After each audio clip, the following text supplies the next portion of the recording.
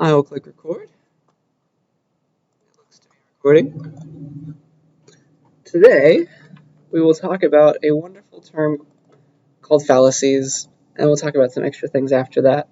But I'm excited to teach you fallacies today, if you've never heard of them.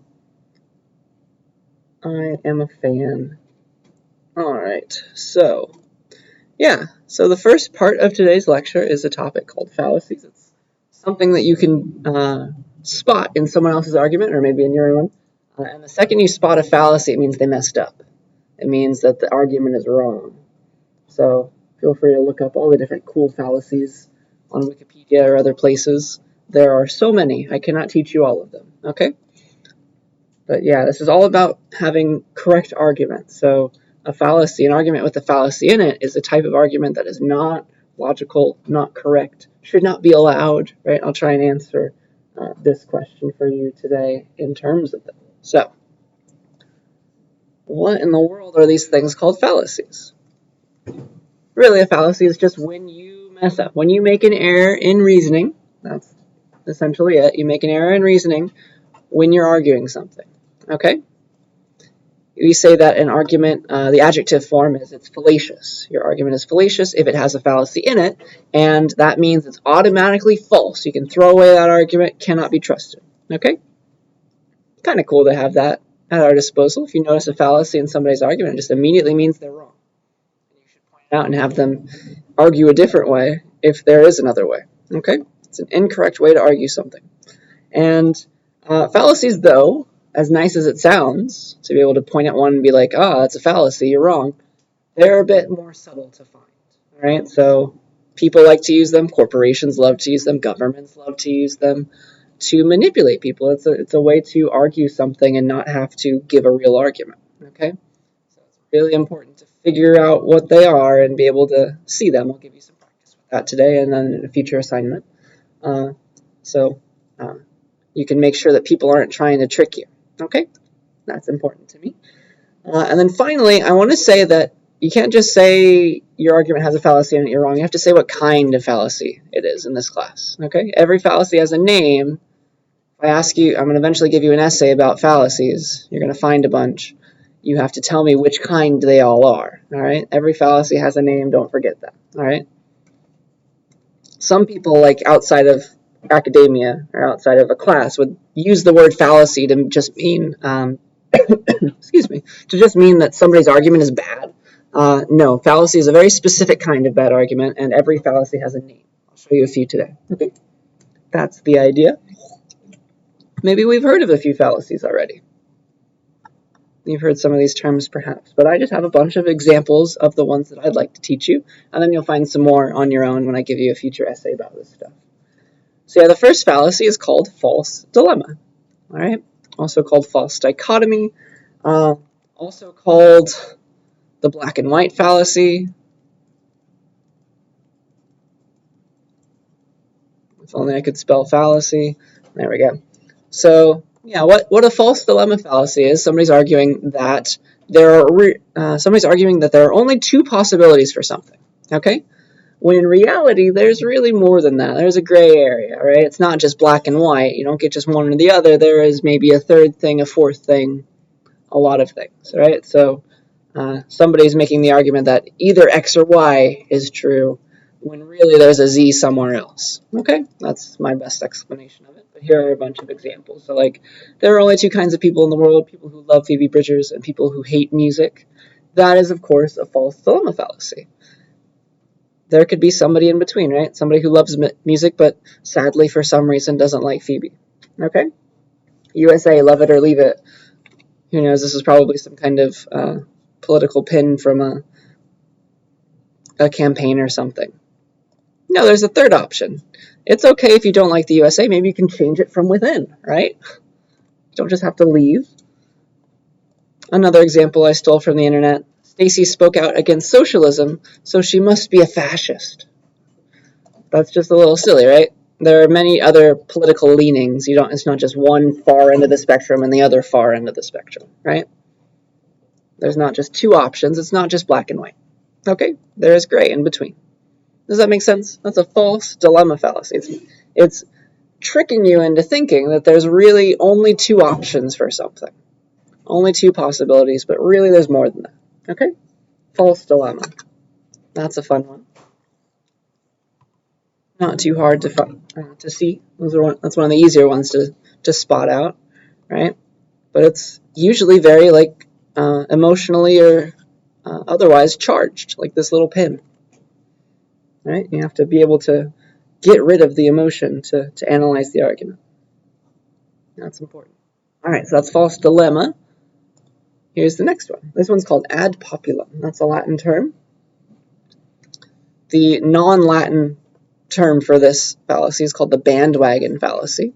Everybody's jumping on the bandwagon. So ad populum means in Latin to the populace, or to the popularity, or to the people. Okay, that's what this word could mean. All those things. And when you make an ad populum fallacy, you are saying that something is true or good or all right, acceptable, just because other people agree with it, just because everybody else is on the bandwagon, just because it's a popular thing. Okay, so like here is the populace. Here are all the people that make up the populace. Boop, boop, boop. So many of them. They all agree. They all agree that X is nice, the majority of people, right? Therefore, you conclude that X must be good. X is good because this whole populace loves X. Maybe I should too, right? X is good because so many people like it. All right? Assume something is true or good or nice or okay just because other people agree with it, which is not usually or not always the case, right? Some things are good and people agree with them, like, I don't know, obeying stoplights or something. That's okay. But there are some other things that just because a lot of people agree with it or like it does not mean you have to like it. Does not mean it should be liked. All right? So the ad populum fallacy comes up a lot in advertisements. Here's one. Drink Gatorade because it's what all the professional athletes use or do to stay hydrated, right? That is getting on the bandwagon, right? Just because other people agree with it. Maybe the athletes are just given Gatorade for free because they're sponsored by Gatorade, right? And that's why you see them drinking it. You could drink your own off-brand Gatorade or maybe just water. You don't have to do it. It's not the greatest thing in the world, maybe. Okay? Does that make sense? You see how advertisers might want to trick you into that idea? They sponsor famous people. You see famous people doing something, using something, and you want it too. That's ad populum fallacy. You shouldn't just immediately flock to this thing or assume that it's good because other people are using it, right? You're going to make your own decisions. Here's another example. So Jimi Hendrix, he used Fender Stratocasters when he played, and therefore I must have one too. My life won't be complete without one because so many cool people, including him, used one. Maybe I believe that, but I shouldn't, right? That is the bandwagon fallacy. I shouldn't have to like something just because other people like it. I should go to Guitar Center, try it out, and make sure it's actually right for me. It has the sound that I want, right? So very easy to sell you stuff using the ad populum fallacy. Do you see it? And then finally, another example. My parents believe this, so I better too. So many people that I trust agree with this thing. I better agree with it too. I better have this view. And that is, I think you can imagine, a bad thing, right? That propagates old ideas that maybe shouldn't exist anymore. So that is the ad populum fallacy. Are we good with that one? Any questions about that or the one before it? I just have a few examples of different kinds of fallacies today. All right. If we're good to keep trucking, let me untie this mouse. It got caught. There we go. Next one. Circular reasoning. Maybe you've heard of this term before. It's a fallacy. Circular reasoning is when you repeat your assumption as your conclusion. Remember, your assumption is just things you're assuming to be true in the course of your argument, like assume this is true, assume that is true, therefore this thing must be true. All the things that we were talking about with validity and stuff, validity and soundness. So circular reasoning is when you somehow decide to repeat your assumption as your conclusion. It's like, oh, therefore it's true, because I assumed it. That makes no sense at all, right? It sounds like it's easy to figure out that somebody's using circular reasoning, but like the rest of the fallacies, usually it's very subtle to notice when somebody is using this, okay? So it has the form like this, like assume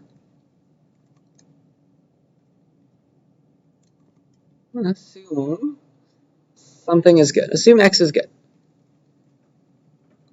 And then they weave around for a while, and then they conclude, therefore, X is good. That is a meaningless argument, right? Of course it's good if you assume it. Maybe it wasn't good in the first place, though. Maybe you shouldn't have assumed that it was good. So, yeah, you can read this little example. It's supposed to be an example of circular reasoning, also called begging the question. Maybe you've heard that term before. That's the less technical term that describes this fallacy. But here are a few examples, maybe in order of easiest to spot to hardest to spot. So opium induces sleep because it has I forget how to pronounce that word. Is it soporific or soporific? I believe it is soporific because it has a soporific quality. This fancy word just means induces sleep. Yeah, it induces sleep because it induces sleep. So it's very easy to have circular reasoning when people are hiding behind big words. That's one way to do it. Second example, everyone wants to buy Phoebe Bridgers' new album because it's the hottest album this season. That is a little less subtle, right? Or sorry, a little more subtle. Do you see that it's circular reasoning, though? Everyone wants to buy it because it's the hottest album. So everyone wants to buy it because everyone wants to buy it. There's no meaning behind that. You didn't give the real reason, right? You see how that's circular reasoning? Using the assumption as the conclusion.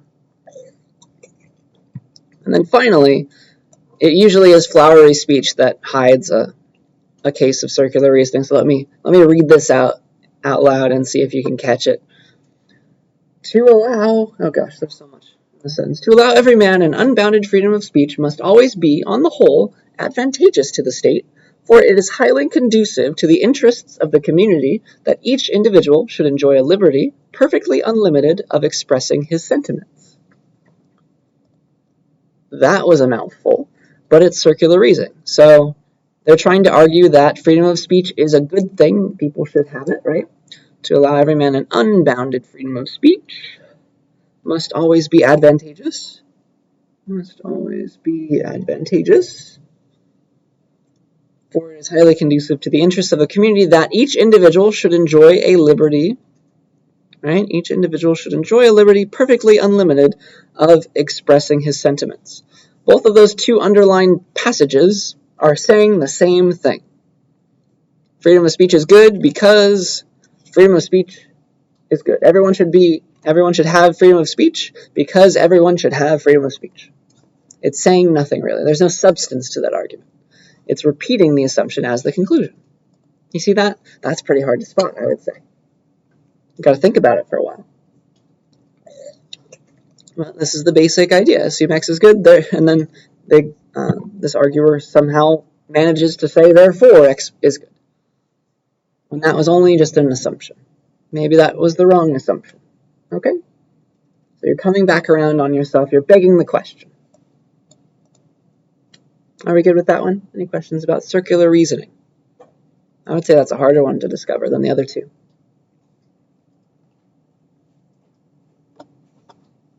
All right. Next one, denying the antecedent. So this one is called a formal fallacy. If you split up your argument and you break it down into logical symbols and things, that's the way that you notice somebody's doing this. So this reasoning, denying the antecedent, it's a fallacy because somebody does this. They assume if P then Q. We know how to draw that, right? That's an arrow. P implies Q. Boop. Just like that. They assume that, so above the line. And then they conclude, if not P, then not Q. Boop, boop. So if not P was true, then not Q must be true. Under the assumption that if P was true, then Q is true, right?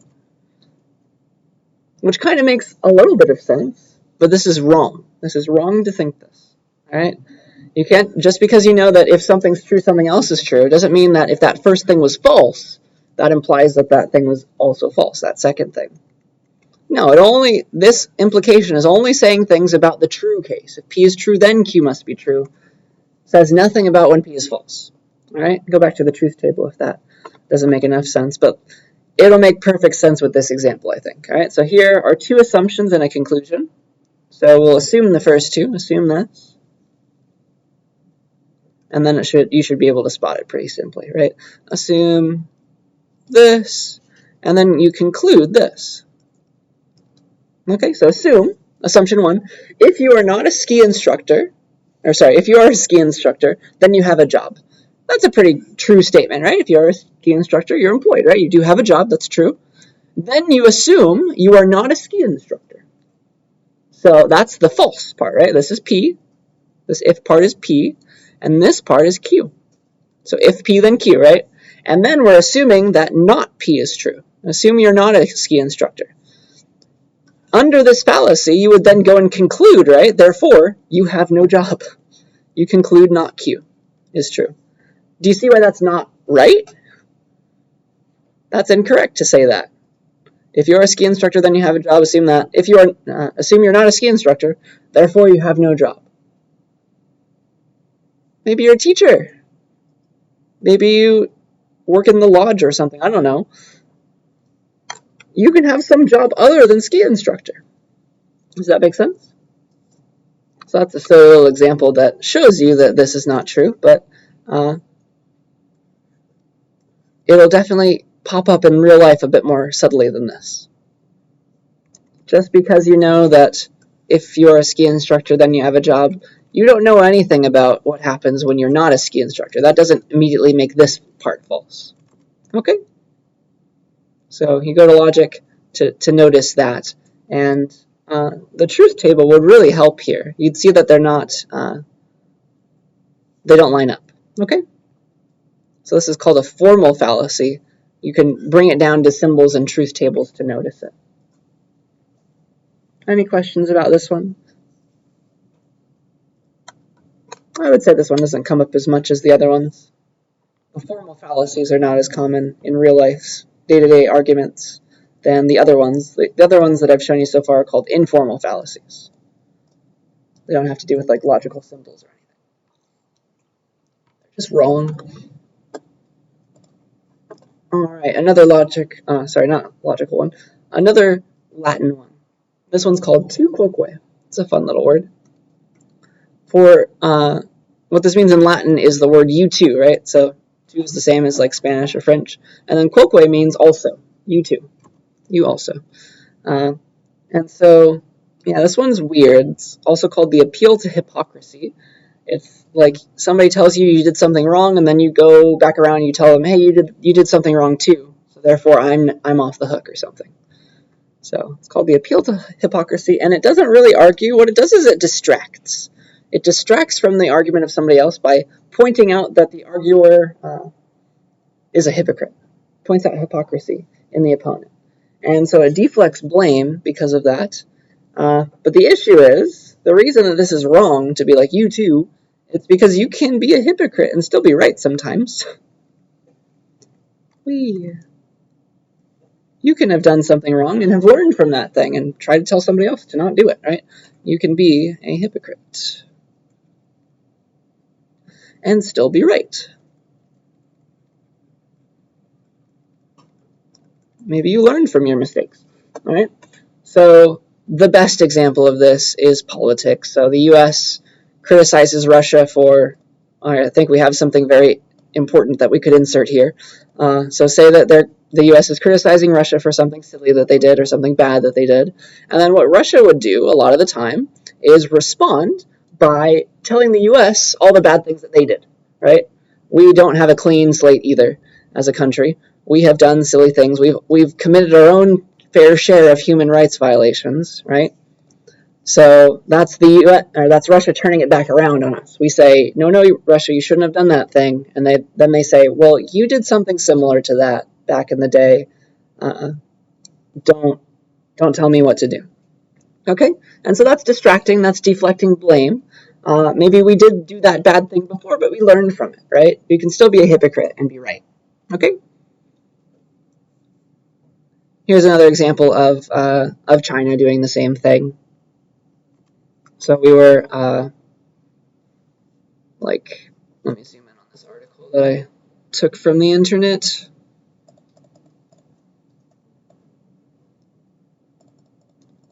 So China has recently caught flack for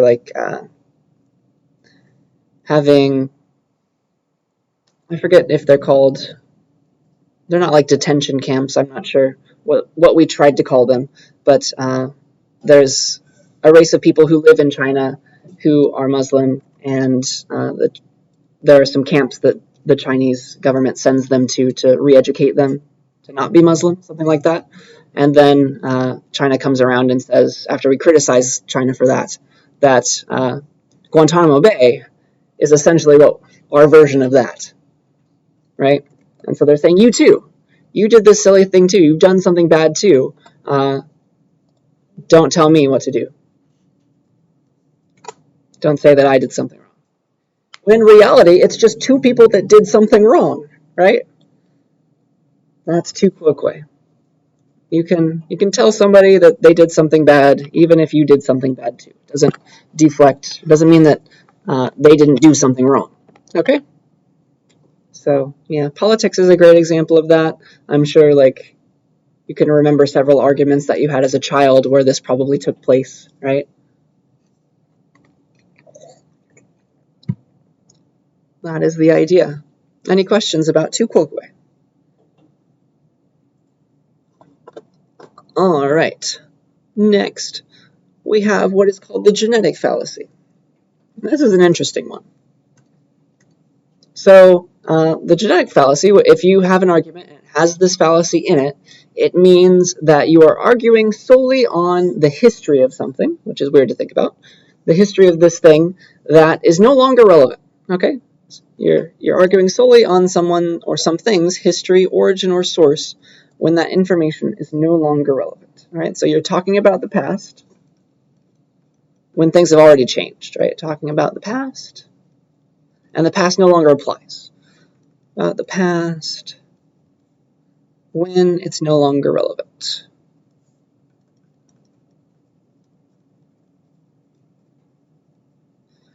This is a more out there one that doesn't occur very often, but I'm required to teach it to you for some reason. So here is an abstract example, and I'll give you a concrete example. So something used to be bad, but times have changed so much that that old idea of that thing being bad no longer applies. It is now good. It's now seen in a different light with a different viewpoint. Okay? So here is an example that I'm not really sure if it's true. We should look it up on Wikipedia maybe. But apparently, according to this argument, wedding rings used to be a bad thing.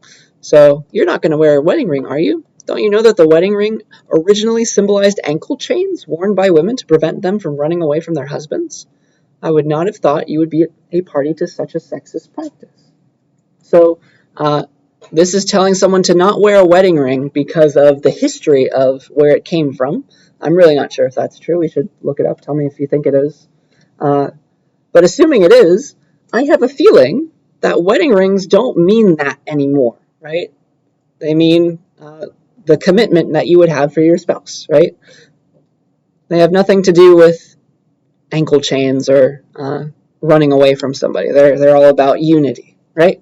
So the old idea of what a wedding ring used to be does not apply anymore, and this is a genetic fallacy to use that in an argument, right?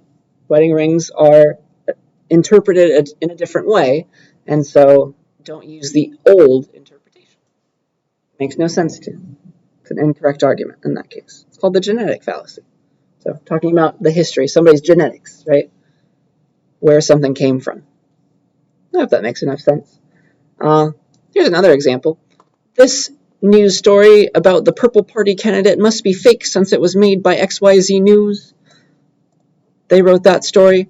That station, or it was presented by XYZ News, that station is owned by somebody who is against the Purple Party. So obviously I cannot trust anything they say about the Purple Party because they hate them, right? Unfortunately, well, that might be a logical thing to think, but it's not always true, right? This is a fallacy. You have to go and inspect further, right? Purple Party is hated by XYZ News owner. But maybe they have, like, they took a, like, they have a video evidence of this Purple Party candidate doing something silly. It's okay, right? So origins, the idea of this is origins. You don't immediately bash this news story. Origins have nothing to do with truth. Origins have no impact on truth. If the news station is constantly lying and you catch them doing that, then you can't trust them anymore. But just because they don't like the Purple Party doesn't mean that what they're saying is false. Okay? That's the genetic fallacy. Just because you're getting your news from somebody who is biased doesn't mean that what they're telling you, the facts that they're telling you, are wrong. Maybe you should go to different news sources, of course, and try and see the real truth. But you can't just assume that what they were talking about was fake or something, right? That was a big deal a while ago. That's the genetic fallacy. Are there any questions about that one? It's about the origin of something. Talking about the past or something's origin when it's not relevant to the topic at hand. Are we still good? So yeah, I just have a bunch of examples of these ones today, and then you'll find more when I ask you to write an essay. I'm gonna force you to go on social media and find fallacies because they're so easy to find. But not today. I'm not going to give you that assignment today. Soon. Think about it. Start thinking about it. The next one is called the straw man fallacy. This is one that I have heard a lot in real life. I've heard people say it, so maybe this is a common one that people know. This is when you make an argument and it has the straw man fallacy in it. When you are trying to attack a position that your opponent that you're arguing against, they don't really hold that position. So you're putting words into somebody's mouth. That's another way of saying the straw man fallacy. You're putting words in someone's mouth.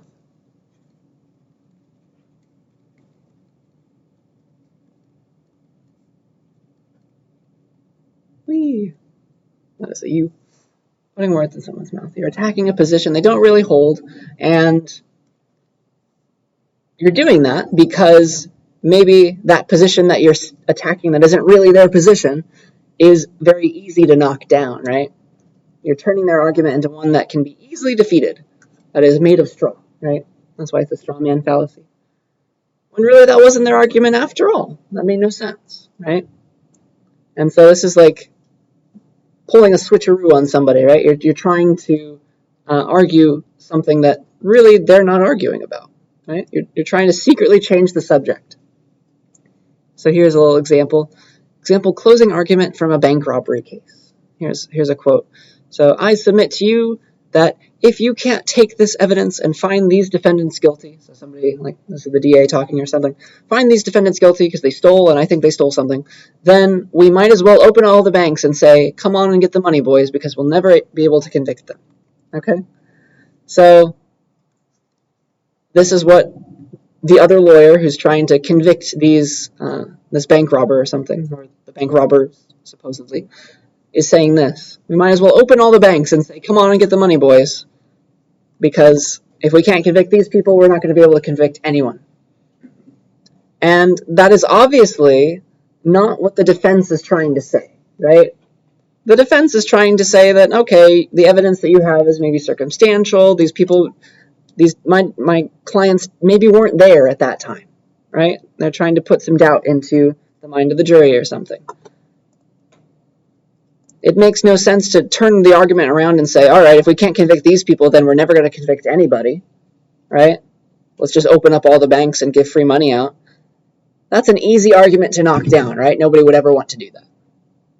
Do you see that? That's a straw man argument now. The defense is trying to acquit these particular defendants, not every future bank robber. Okay? That was not their argument. So, yeah, this is like they're stretching the idea. It's like hyperbole kind of thing. Are there any questions about that example? I think this next one makes it even clearer. if it's still a bit fuzzy in your mind. But again, you're attacking a position that your opponent doesn't really hold. You're changing that idea into something that can be easily knocked down when really that wasn't their position after all. So here's another made-up story. So person A says, hey, the children's winter concert at the school, it should include some non-Christmas songs too. And then person B comes back at that person and says, you won't be happy until Christmas songs are banned from being played on the radio. Right? So that's putting words in someone's mouth. Maybe they just really like that Coldplay song that isn't about Christmas, but is about wintertime or something. That's okay. It's not that they're out to get Christmas. Okay? Something like that. And so I think you've seen this argument a lot with like winter-themed Starbucks cups. I've heard this was an issue back in the day. Oh no, it's not about Christmas, it's just about winter now or something. But yeah, this is a straw man argument. It's putting words in somebody's mouth. Okay? It's not their argument. It's not what they're trying to say. You're trying to change what they're saying into something that's very easy to disagree with, right? Changing the argument on them, putting words in their mouth. Any questions about that one? That's a straw man fallacy. All right, I have one last one. One last one to show you for the day, and then I have some questions for you to try. This one is called ad hominem. This is probably the easiest one to spot, and it doesn't mean that it doesn't happen a lot, though. It's so easy to spot, and the argument's immediately wrong, but people do it all the time, right? Especially on the internet. So this means to the man or to the person. That's what hominem means. And what it does is when you're making an argument and using ad hominem, you really shouldn't, right? You're attacking the arguer instead of the argument.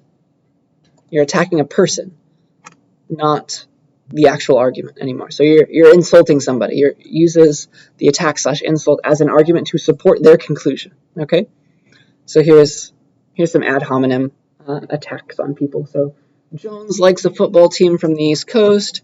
Clearly, he's unfit to be a police chief in California. Right? So you're attacking this person just because he likes a football team that is not on the West Coast. I don't know. That apparently tells you that they can't be a police chief anymore, right? It has nothing to do with anything. So you're attacking a person, not their qualifications to be a police chief, to be whatever is the real argument that's going on here. Okay. Here's another ad hominem attack, but I think if you were on a jury, you might believe it. You might go along with it. You cheated and lied to your wife, but now you expect the jury to believe you now?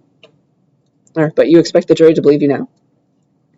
This is technically ad hominem, but maybe if you were on the jury, you might find this convincing, like, oh, I shouldn't maybe trust this person.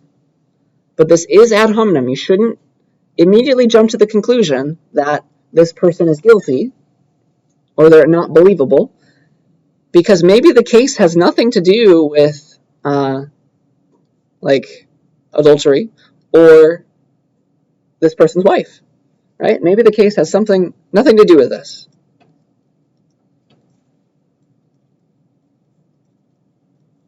Maybe it's the bank robbery case or something.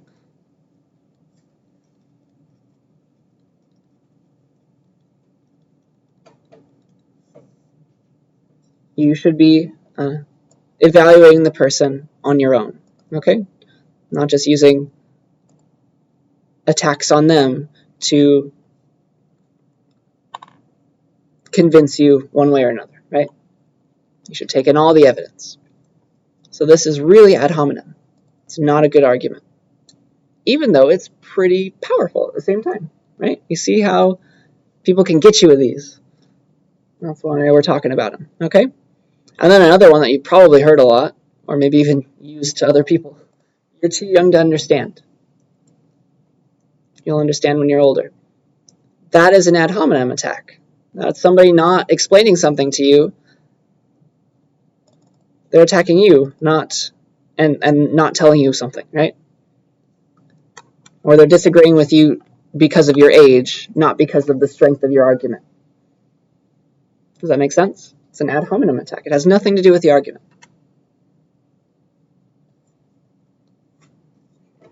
Are we good with that? Well, that was a lot of different things, and the next thing I have is for you to try and spot the differences. So, if you'd like, maybe you can go on Discord on your phone or on your computer. Let me give you these slides, all the ones that I have options for. So, ad populum, tu quoque. So you can look at them while I give you this question. It'll take a minute for Discord to pop up anyway. But I want you to try and see if you can spot these fallacies. It's very important to be able to notice it. Come on, little Discord, you can do it.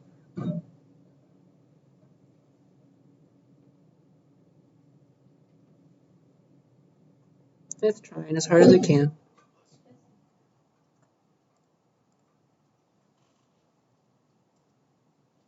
So if you want to look at these, you can, or if you wrote them down already, free to use your notes. But let me give you all these. These are going to be options. So we had ad populum, tu quoque.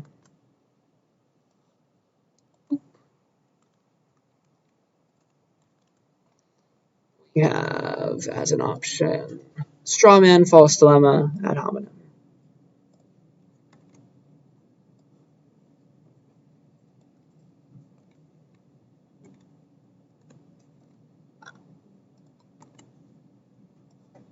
Boop.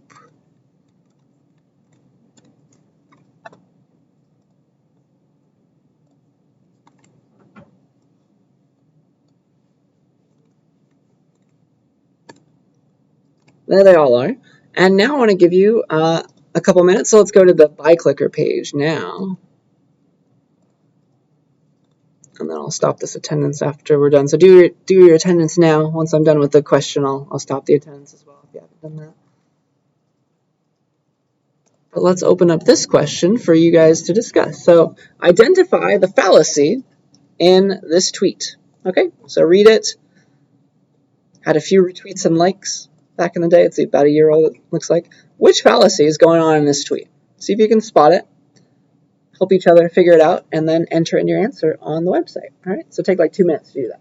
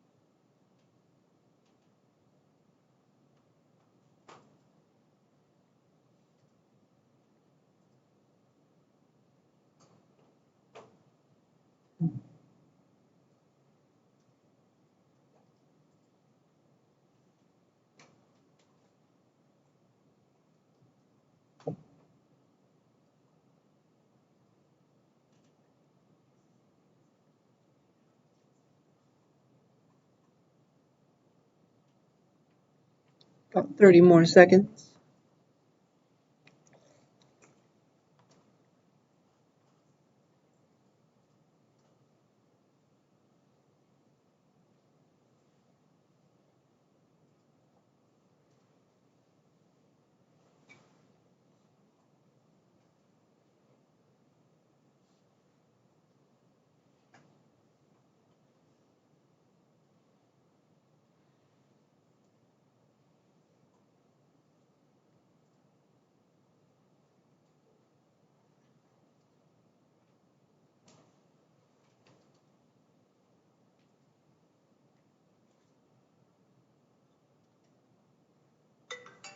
All right, let's see what we're thinking. Did we get our answers in? Everybody wanted to respond? Let's see. Oh yeah, it looks like we are very confident that this is false dilemma. D. That is in fact the reason. Can anybody explain why? Why is this one false dilemma?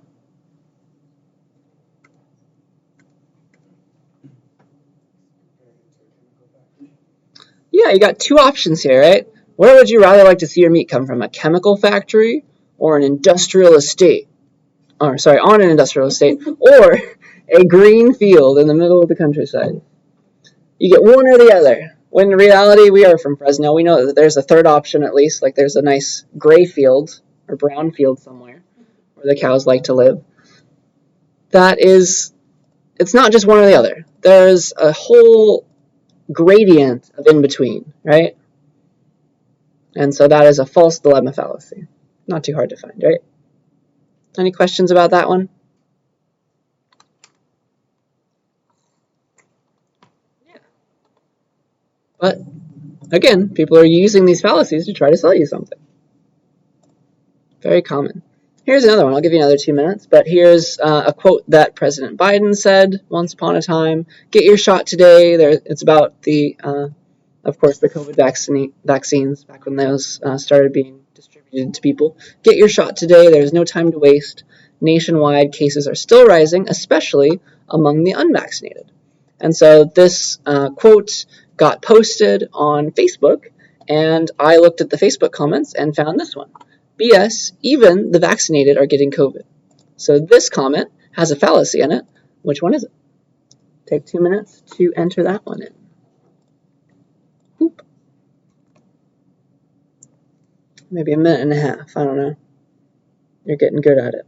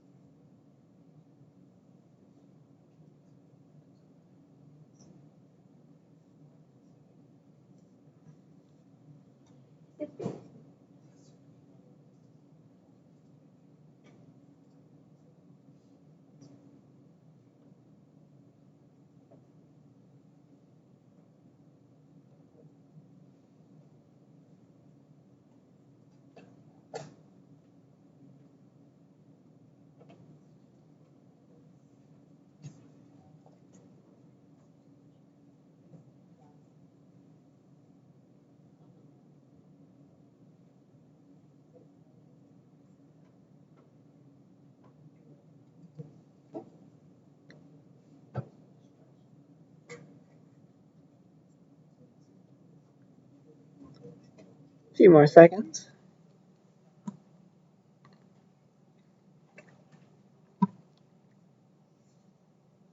Which one was this? All right. So let's see what we're thinking of for this one. Let's see. Boop. Ooh, we're not so sure. B or C? B or C? And actually, those are two valid options, I would say. I'll show you the one that I would prefer, but I think you could argue either one. So the first one is tu quoque. That's an option. Because this is kind of like turning the argument back around, like, why should I get the vaccine? Even the vaccinated are getting COVID. You too. You are also getting COVID, right? There's no point. So that's one way you could interpret it. There's some like hypocrisy, like implying that there's hypocrisy in this statement, I would say. That's a possibility for sure. The other one is straw man. And I think I might pick this one over tu quoque. I think I might prefer it because it really is putting words in President Biden's mouth, saying that nationwide cases are still rising, especially among the unvaccinated. So technically he's talking about everyone, just saying especially among the unvaccinated. Even the vaccinated people too are getting COVID is implied in this sentence, right? So it's putting words in his mouth to say like something like this. Even the vaccinated are getting COVID. Well, yeah, he's saying that too. He's not denying that the vaccinated are getting COVID. They're just getting COVID at a much smaller rate, and also with a lot fewer side effects, right? So I'd call it either one of those, but I'd probably pick straw man. as a stronger one. I think I could argue that better in an essay or something. But I think either one would work. But yeah, distracts from the argument of pointing out hypocrisy in the opponent. I don't think there's a lot of hypocrisy in this, because he really is talking about the unvaccinated or the vaccinated as well, implicitly. But you could interpret it as a two-quoque. I would totally give you credit if you did. But I think I see it more as a straw man argument. Okay? I see less hypocrisy. Any questions about that? So you do have options. But the second you find one, it means the argument's wrong. You better find a better argument. Are we good with that? So I have just a couple more things for us to talk about. The last topic of today is crime and security. It's a fun one. So yeah, we've talked about a lot of good stuff thanks to technology. Let's talk about a lot of bad stuff thanks to technology, right? Also, let's talk about how we can stay secure when maybe people are stealing our stuff. You wrote an essay about that. Let's talk about terms as well. So the word hacker used to have a positive connotation, in fact. It used to be a positive term. It meant that somebody was really good with computers. That's all it meant. That's all it used to mean. We still use that term as computer scientists to mean good stuff, like a hack in programming lingo. Still means that you did something cool when you programmed it.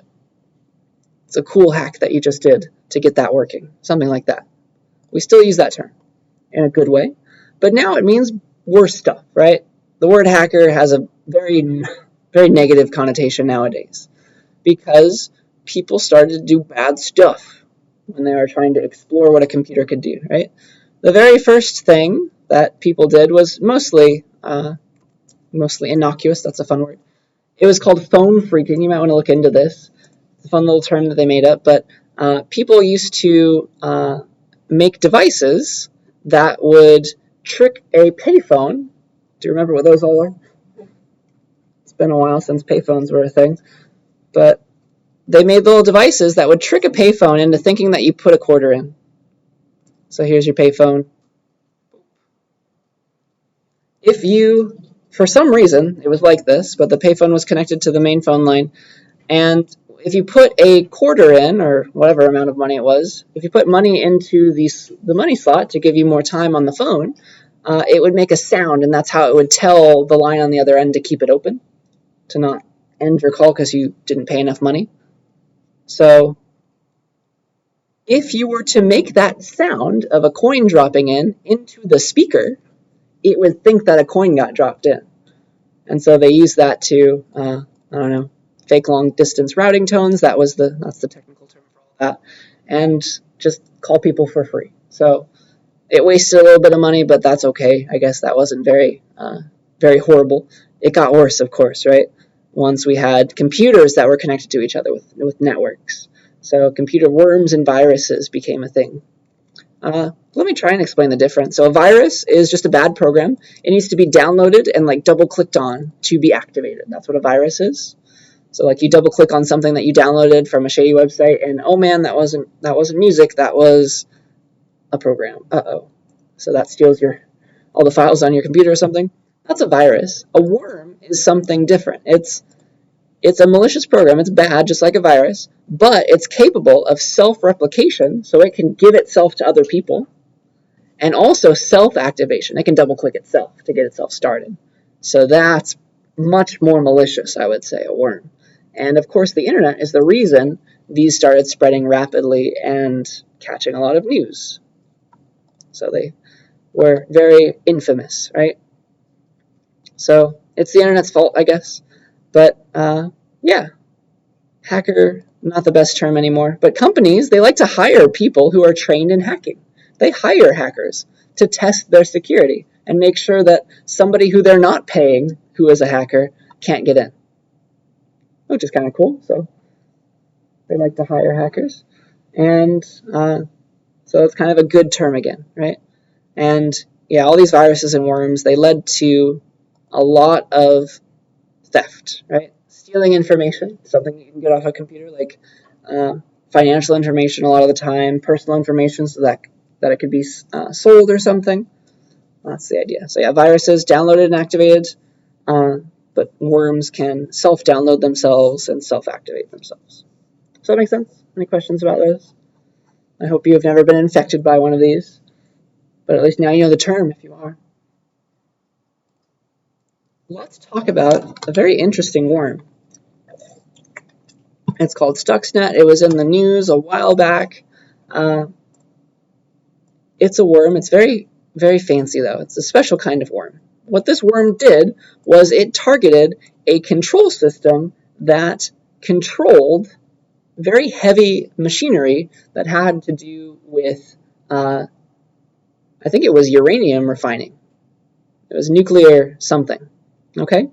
And it only infected the computers that had that kind of control system installed, and that also had their Windows language set to Iranian, I think, set to Persian. So that was weird. So that was a worm that did that. It damaged the equipment in a uranium enrichment plant in Iran back in 2008. But we learned about it later. So yeah, it meant it went into these computers, it targeted just those kinds, and it damaged a nuclear kind of operation in Iran back then. Weird. So a worm that did just that. It sought out exactly what it wanted to infect, and it infected it, and it made those control systems mess up and break themselves. And the rumor is, which is pretty believable, I would say, is that the US and Israel, who really didn't want Iran getting a nuclear program, they built that worm together, and they gave it to them secretly. So they would be some steps behind in nuclear land. Okay, so that's a fun little worm. Have we heard of that one before? That was in the news. Definitely look that up. So that is, it's not just, quote, bad people making these things. It could be used for political reasons as well. All right, I got some more examples. So back in 2013, Target was hacked, and a lot of stuff was stolen. So like people's credit card information, a lot of money had to get spent to fix all this. Maybe we're too young to remember it, but here's how it started. It wasn't actually Target, first of all. It wasn't Target that got hacked into, right? Wasn't actually Target. That got hacked.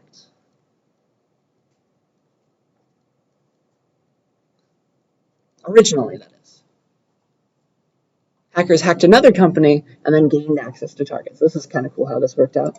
So the original company was called Fazio Mechanical, and it was just a tiny little company that did like HVAC stuff, heating, air conditioning, and refrigeration maintenance for Target.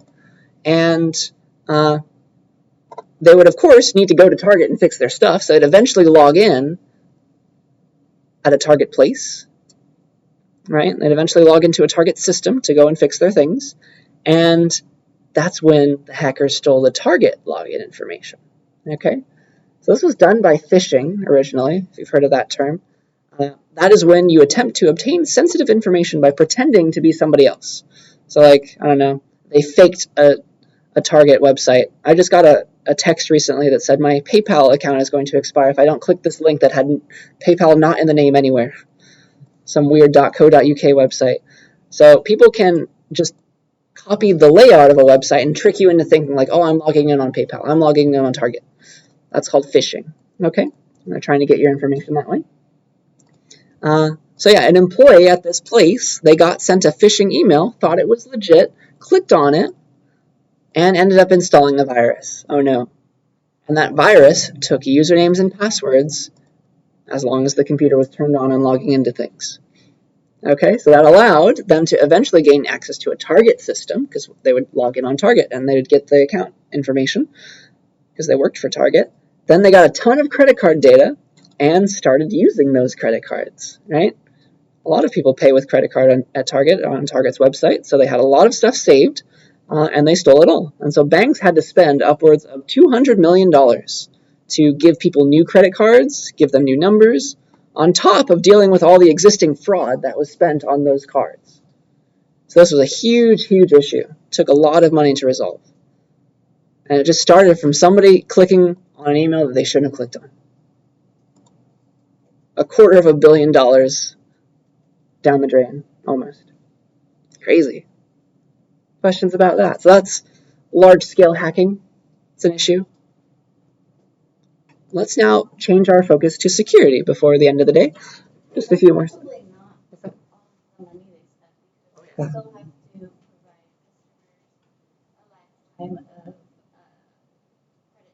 Oh gosh. Oh, were you? Wow.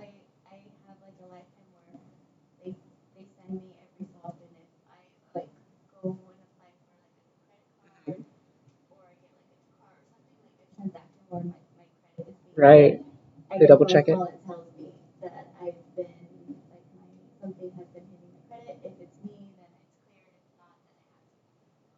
Wow. That's so cool. But unfortunate. I'm sorry about that. At least they're fixing it somehow. Yeah. That's going to cost money for the rest of your life and everybody else's life who was affected. Yeah. So they're going to keep spending money on this. That was a huge, huge issue. Yeah, that is no fun. But thank you for sharing that. Wow. So yeah, it's a lot more common than you thought it was, if you haven't heard about it before. Oh man, oh man. Yeah, so hopefully it's all safe from now on, but that is something that happened. Any other questions or comments about it?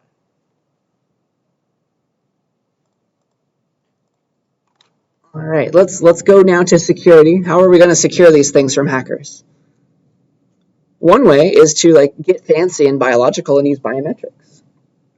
There's the word bio in the name. This means you're logging in using something specific to you and your body. So like fingerprints, like iris shapes, etc. All these things.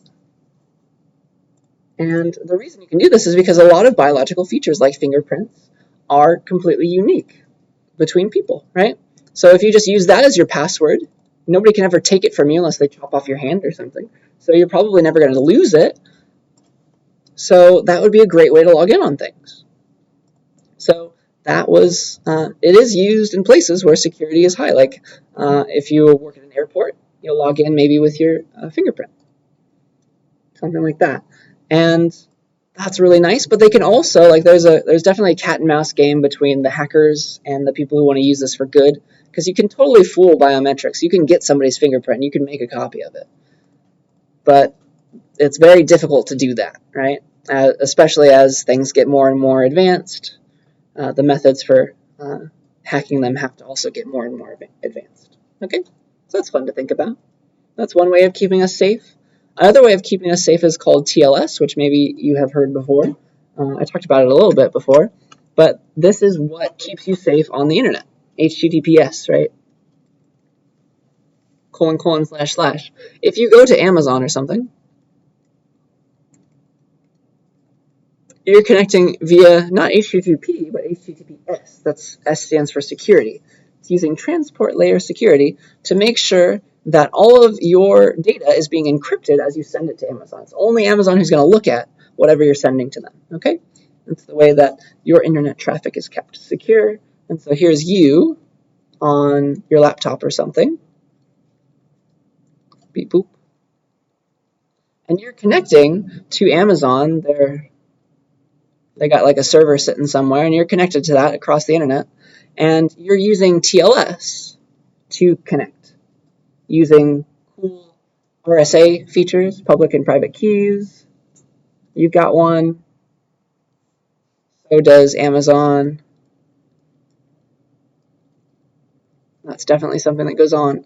And that means that everything's encrypted. If somebody takes apart the pipes in Comcast or something and tries to inspect the traffic that's being sent between you and Amazon, they're not going to see anything at all. Okay? They have cryptography going on in there. So every website, including our class website, has a secure connection.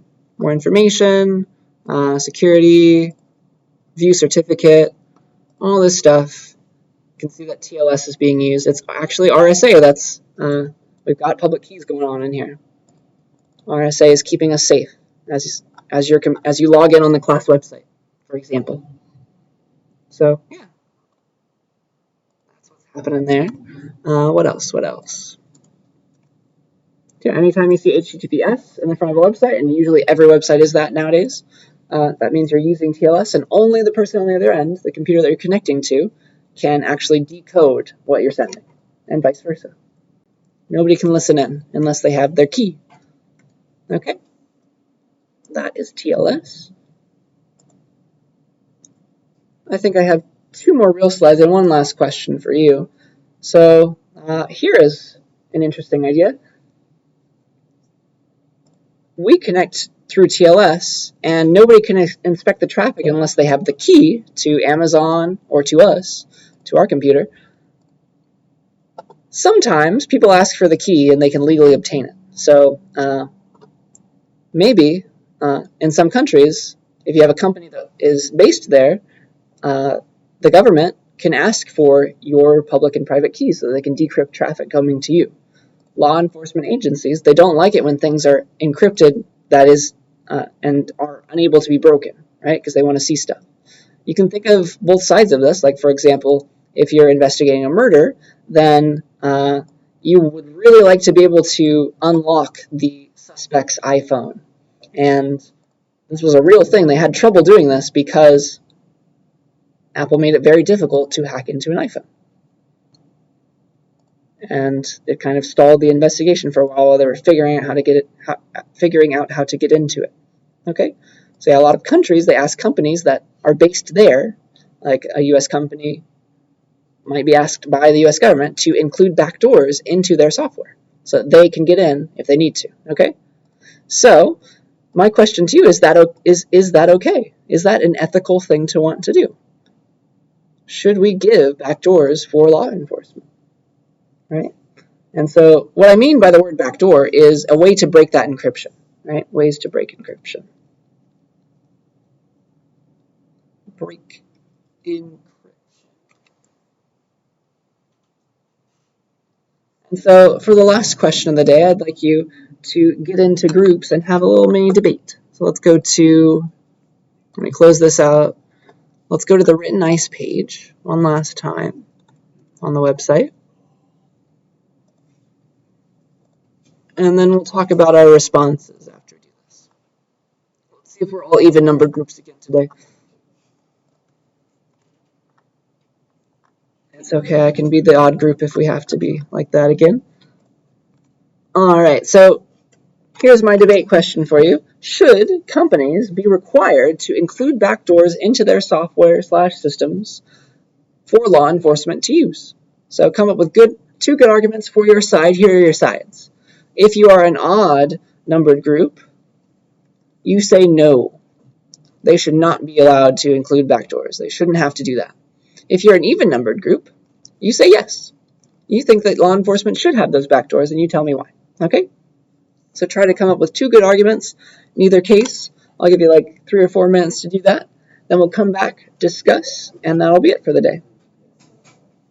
Come up with some good arguments, please.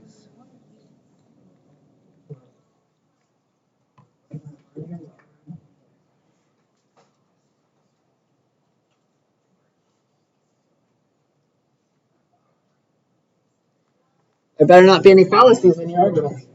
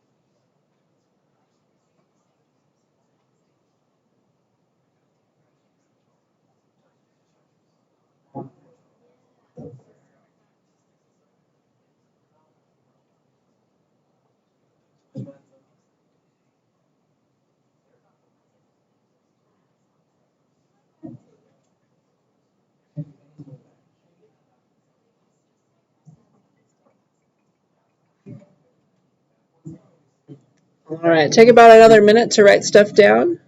I still hear us having some good conversations, and then we'll come back together.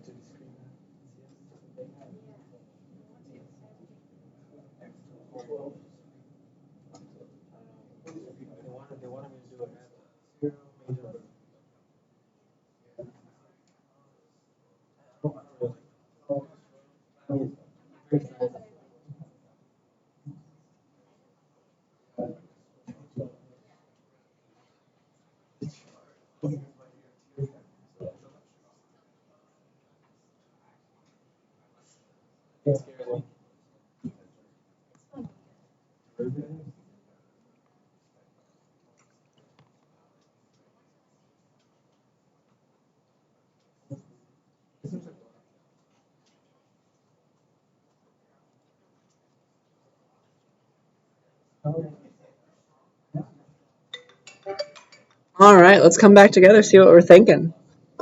And then I have one last slide on all this.